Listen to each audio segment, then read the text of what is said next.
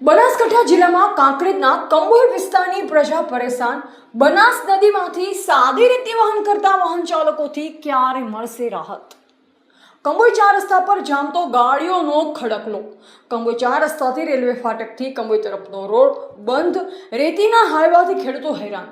તંત્ર હપ્તાની નિંદ્રામાં। કાંકરેજના કંબોઈ 4 રસ્તા પર ટ્રાફિક જામતો ગાડીઓનો ખડકલો। રેલવે ફાટકથી કંબોઈ તરફ જવાના મુખ્ય રોડ સંપૂર્ણપણે બંધ થઈ ગયો। આ જામનું કારણ બન્યા છે રેતી ભરેલા હાઈવા, જેનાથી આજુબાજુના ખેડૂતોને વાહન ચાલકો પરેશાન થઈ ગયા છે। સ્થાનિકોના આક્ષેપ મુજબ તંત્ર હપ્તાની નિંદ્રામાં સૂતું હોય તેમ કોઈ પગલાં લઈ રહ્યું નથી।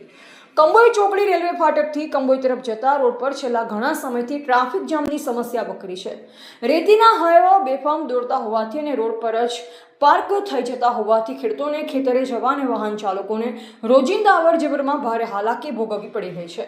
ધૂળ અને અવાજથી ખેડૂતોના પાકને પણ નુકસાન થઈ રહ્યું છે। સ્થાનિકોનો આક્ષેપ છે કે ગેરકાયદેસર હાઈવા સામે તંત્ર કોઈ કાર્યવાહી કરતું નથી, કારણ કે તંત્ર હપ્તાની નિંદ્રામાં સરી પડ્યું છે।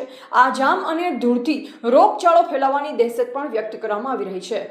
Reporter Bhikhabhai Sipai, MD News, Palanpur, Banaskantha.